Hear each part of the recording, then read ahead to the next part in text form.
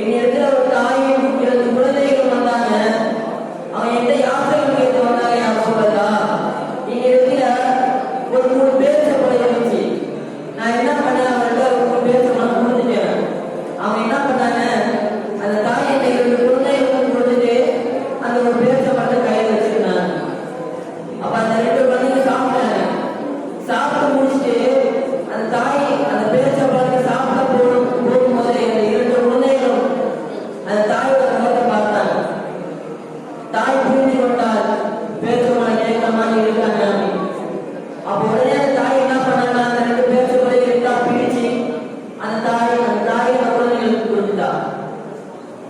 அவங்க போயிட்டாங்க. யார் சொல்லலாம் என்ன செயல் அப்படின்ட்டு ஐஷா நாயகி ரசூலுல்லாஹ் கேட்கும் போது ரசூலுல்லாஹ் சொல்றாங்க, இதுதான் ஐஷாவே அல்லாஹ்வுடைய அருட்கொடை, அல்லாஹ்வுடைய இரக்க குணம். ஒரு தாய் ஒரு பிள்ளைக்கு எப்படிப்பட்ட ஒரு இரக்கத்தை காட்டுகிறார் என்றால், அல்லாஹ் தஆலா தன்னுடைய சிறிய அளவு இரக்கம் தான் ஒரு தாயின் முழு இரக்கம். 70 அளவே தாயை விட அல்லாஹ் இரக்கம் உள்ளவன். அப்படிப்பட்ட இரக்கத்தை தான் தாய்மார்களுக்கு அல்லாஹ் கொடுத்துள்ளான். மேலும் அதுக்கப்புறமேட்டு ரசூலுல்லாஹ் ஸல்லல்லாஹு அலைஹி வஸல்லம் ஒரு போர் முடிச்சுட்டு வருவாங்க. அப்படி போர் முடிச்சுட்டு வரப்போ ஒரு இடத்துல நின்று உட்கார்ந்து அழுதுட்டே இருப்பாங்க. அப்ப சஹாபிலாம் வந்து பார்ப்பாங்க. அப்ப ஒரு சஹாபி கேட்கிறாங்க, ஒரு சஹாபிட்ட ரசூலுல்லாஹ் எதற்காக அழுகிறாங்க? அப்ப அந்த சஹாபி சொல்றாங்க, இதுதான் ஆமீனா அம்மையோட கபரு. ஈஸ்வரன் அவங்க எந்த அளவுக்கு அழுகுறாங்கன்னா, அவங்க அழுகிற அவங்க ஃபுல்லா தாடி ஃபுல்லா நினைச்சு அந்த அளவு அழுது அவங்க தாடி நினைச்சு அதுக்கப்புறமேட்டு அந்த இடத்துக்கு செல்றாங்கன்னு வரல. மேலும் மூசா அலைஹிஸ்ஸலாமுடைய காலத்துல ஒரு மூசா அலைஹிஸ்ஸலாம் கல்விக்குள்ளாச்சு. அல்லாஹ் கிட்ட கேட்கிறாங்க, யா ரசூலல்லாஹ்,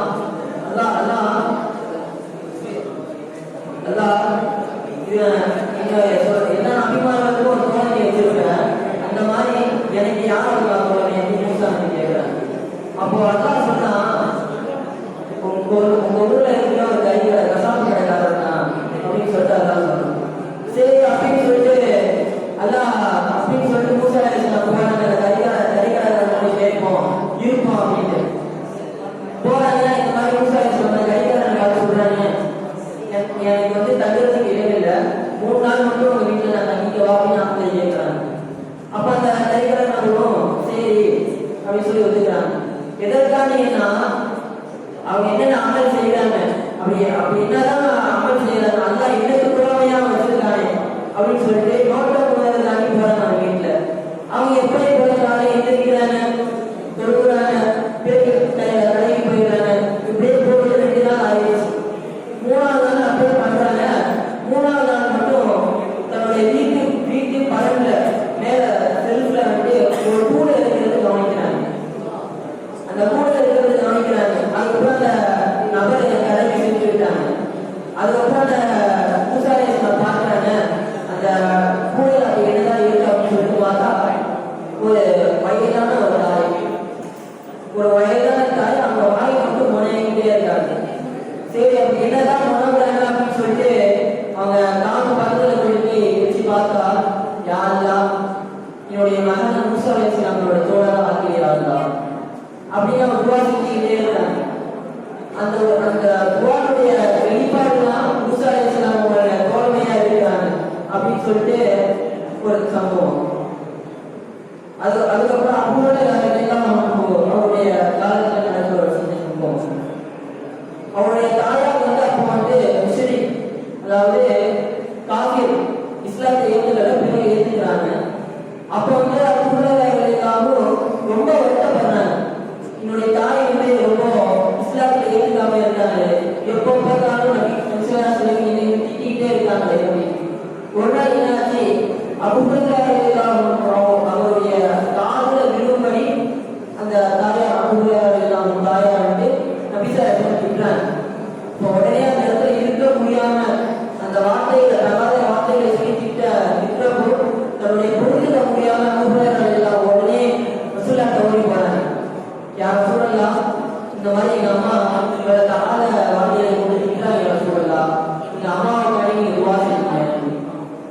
உடனே நபிசா துவா செய்யறாங்க, அல்லாஹ் மனதை உண்ணாது குறையலாம், அல்லாஹ்வே அபூ ஹுரைராவுடைய தாயை நீ நேர்வழி காட்டுவாயாக அப்படின்னு துவா செய்யறாங்க. உடனே அபூ ஹுரைரா அந்த இடத்தை செய்யறாங்க. ஏன் அப்படின்னு பார்த்தா நபி ஸல்லல்லாஹு அலைஹி வஸல்லம் துவா உடனே அல்லாஹ் எந்த அளவுக்கு ஏத்துக்கிறான் அப்படின்னு ஒரு சம்பவம். உடனே அபூ ஹுரைரா வீட்டுக்கு போறாங்க. வீட்டுக்கு போயிட்டு உடனே கதவு தட்டாங்க, குளிக்கிற சவுண்ட் வருது. நீண்ட நேரம் கழிச்சு கதவு தொடங்குறாங்க. ஒரு இஸ்லாத்தை ஏற்ற ஒரு பெண்மணி எந்த அளவுக்கு பணிவா அன்பா இருப்பாங்க அந்த மாதிரி அந்த தாய் தன்னுடைய ஃபுல்லா ஸ்டாண்ட் போட்டிக்கிட்டு போர்வையை போட்டிட்டு கதை தொடங்குறாங்க. தொடர்ந்த உடனே சொல்றாங்க, அது லாட்டிலா அப்படின்றதா அது அண்ணன் மாமன் அப்படின்னு உடனே இஸ்லாத்தை ஏற்றுக்கிறாங்க. அப்படி இஸ்லாத்தை ஏற்கிற உடனே புகழ் இதற்கு முன்னாடி தாய் இஸ்லாத்தை ஏற்றுக்கலன்னு சொல்லிட்டு அழுதுகிட்டே இருந்தாங்க. இதுக்கப்புறம் அபூபக்கர் இஸ்லாத்தை ஏற்றுக்கிட்டாங்க ஒரு பூரிப்புல ஒரு சந்தோஷத்துல நடந்து போறாங்க. யார் சூழலாம் ஒரு தாய் இஸ்லாத்தை ஏற்றுக்கிட்டாங்க, யார் சூழலாம் ஒரு தாய் இஸ்லாத்தை ஏற்றுக்கிட்டாங்கன்னு சொல்றாங்க. அந்த ஒரு சந்தோஷத்திலே அழுது கொண்டே இருக்கிறாங்க. அப்புறம் ஒரு நபர் வந்து கேட்கிறாங்க, யார் சூழலாம் சொந்தத்திலே மிக நெருக்கமான சொந்தம், ரொம்ப அன்பான சொந்தம் யார் சூழலாம். உடனே நபி ஸல்லல்லாஹு அலைஹி வஸல்லம் முதலாவது சொல்றாங்க, உங்களுடைய தாயை. திரும்பவும் யார் சூழலாம், திரும்ப அந்த கேள்வி அந்த சாமி கேட்கிறாங்க, யார் சூழலாம், மீண்டும் யார் சூழலாம். திரும்பி சொல்றாங்க உங்களுடைய தாய். திரும்ப கேட்கிறாங்க, திருமண தாய் சொல்றாங்க. பிறகுதான் நான்காவதாக தான் தந்தை என்று கூறுகிறார்கள். அப்போ முதல் ஸ்தானத்தில் இருக்கக்கூடிய தாய்மார்கள் எந்த அளவுக்கு இருக்க வேண்டும், நம்ம எந்த அளவுக்கு பார்த்துக் கொள்ள வேண்டும் தாய்மார்கள். இன்றைய காலத்தில் இருக்கிறார்கள், சின்ன கடைக்கு போயிட்டு வாப்பா தம்பி, ஏதாவது காய்கறி வாங்கிட்டு வாப்பா அப்படின்னு சொன்னா அதெல்லாம் போக முடியாது, போமா அதெல்லாம் செய்ய முடியாது அப்படின்னு சொல்றாங்க. ஏதாவது சின்ன விஷயம் தப்பு செஞ்சுட்டா தாய்மார்கள் திட்ட போதுமா அப்படிலாம் திட்டக்கூடாது, நான் ஏமாத்திட்ட அப்படின்னு தாய்மார்கிட்ட மூஞ்சி சுழிச்சு பேசக்கூடியவர்களா இருக்கும். அப்படிப்பட்ட கூட்டத்திலிருந்து எல்லாம் நம்மளை காப்பாற்றி இருப்பாங்க. மேல நபி ஸல்லல்லாஹு அலைஹி வஸல்லம் சொல்றாங்க, நபி ஸல்லல்லாஹு அலைஹி வஸல்லம் ஹுனைன் யுத்தம் செஞ்சு முடிச்சுட்டு ஒரு இடத்துல இருக்கிறாங்க. கனிமத்து பொருள்லாம் பிரிச்சு கொடுத்துட்டு இருக்காங்க. அந்நேரத்துல ஒரு மூதாட்டி வராங்க. மூதாட்டி வந்த உடனே உடனே எந்திரிச்சு என்ன பண்றாங்க, தன்னுடைய போட்டிருந்த போர்வை மேல போட்டிருந்த ஒரு போர்வையை கட்டி கீழே இருந்து அவங்க உட்கார வைக்கிறாங்க. அப்போ ஒரு சஹாபி கேட்கிறாங்க, இன்னொரு சஹாபிட்ட, யார் என்ன மூதாட்டி, யார் என்ன பெண், நபி ஸல்லல்லாஹு அலைஹி வஸல்லம் இந்த அளவுக்கு கண்ணியம் கொடுக்கிறார்கள் அப்படின்னு. உடனே அந்த சஹாபி சொல்றாங்க, இவன் தான் ஐமா சஹாபியா இருக்கிறான் அப்படின்னா. நபி ஸல்லல்லாஹு அலைஹி வஸல்லம் பால் ஊட்டிய தாய் இவங்கதான் அவங்க, அதனாலதான் நபி ஸல்லல்லாஹு அலைஹி வஸல்லம் இந்த அளவுக்கு கண்ணியம் கொடுக்குறாங்க. அப்போ நபி ஸல்லல்லாஹு அலைஹி வஸல்லம் பால் ஊட்டிய தாய் உலகத்திலேயே இந்த அளவுக்கு கண்ணியம் கொடுக்குறாங்கன்னா, அப்ப நம்ம 10 மாசம் வயிற்றுல சுமந்து நம்மளுக்கு என்னென்ன தேவை, நம்மளுக்கு என்ன வேண்டும், நம்மளுக்கு என்ன தேவை, நம்மளுக்கு காய்ச்சல்னா அவன் என்ன சாப்பிடுவான், அவன் என்ன கொடுத்தா என்ன இருக்கும் அப்படின்னு ஒரு இன்ச் பை இன்ச்சா பார்த்து இருக்கிற தாய் நம்ம எப்படி பார்க்கணும்.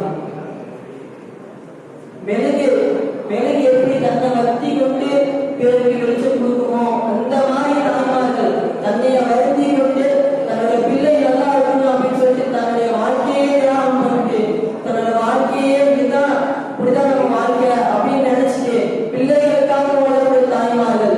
அப்படிப்பட்ட தாய்மார்கள் நம்ம எப்படி பார்த்துக் கொள்ளணும். அசால்ட்டா சும்மா சாதாரண ஒரு சொத்து காட்டி தாய்மார்கள் கொண்டு கூட்டு போய் முதலில் விட்டுறான்.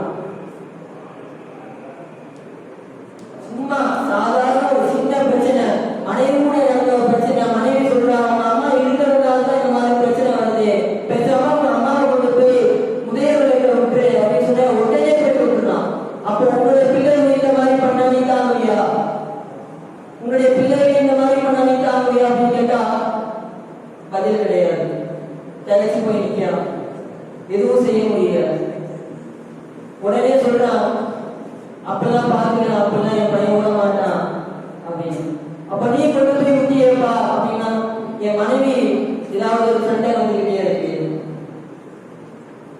ஒரு நபர் இருக்கிறாரு, அந்த நபர் வந்து சின்ன வயசுலயே வேலைக்கு போயிட்டு இருக்கிறார். வேலைக்கு போயிட்டு அந்த காசு ஃபுல்லாயும் எல்லா காசுமே கொண்டு போய் தன்னோட தாய் இடத்துல கொடுக்குறாரு. தாய் இடத்துல கொடுத்து முடிச்சுட்டு அவருக்கு சரி கல்யாணம் பண்ணி பண்ணி வைக்கலாம்னு சொல்லிட்டு கல்யாணம் பண்ணி வைக்கிறாங்க. அப்படி கல்யாணம் பண்ணி முடிச்ச உடனே ஒரு கொஞ்ச நாள் தாயை பார்த்துக்கிறான், நல்லா பார்த்துக்கிறான். தாயை நிறைய காசு அனுப்பிச்சு விடுறான். பிறகு கொஞ்ச நாள் கழிச்சு ஒரு போன் இல்லை, போன் செய்யறது இல்லை, காசு கொடுக்கறது இல்லை. என்னாச்சு ஏதாச்சுன்னு தெரியல. தாய் பதட்டம். அதான் என் பையனுக்கு என்ன ஆச்சு தாய் பதறாங்க. ஆனா அங்க அவன் எதுவுமே செய்யாம அமைதியா தான் வந்து தான் மனைவி வந்து தான் பிள்ளை வந்து இருக்கிறான்.